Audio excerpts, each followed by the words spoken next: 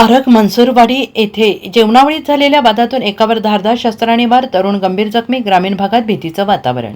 मिरज तालुक्यातील आरग येथील मनसूरवाडी परिसरात जेवणाच्या कार्यक्रमात झालेल्या किरकोळ वादाचे पर्यावसन भीषण हाणामारी झाली. या घटनेत सुनील बाबासाहेब देसाई राहणार देसाई मळा आरग या तरुणावर अज्ञात हत्याराने 3 ते 4 ठिकाणी वार करून त्याला गंभीर जखमी करण्यात आला आहे आणि या प्रकरणी मिरज ग्रामीण पोलिसांनी संशयितांना ताब्यात घेतलं असून अधिक तपास सुरू आहे.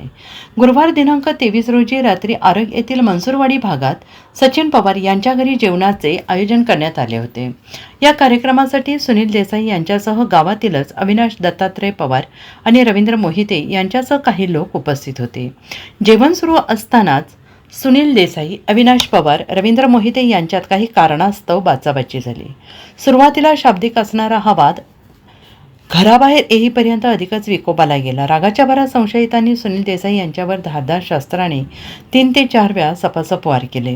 या हल्ल्यानंतर सुनील देसाई यांच्यावर अज्ञात हत्याराने वार झाल्याचे लक्षात येताच परिसरात एकच खळबळ उडाली आणि या घटनेची माहिती मिळताच मिरज ग्रामीण पोलीस ठाण्याचे पथक तातडीनं घटनास्थळी दाखल झाले.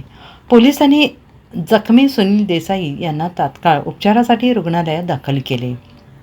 त्यांची प्रकृती चिंताजनक असल्याचे समजत आहे.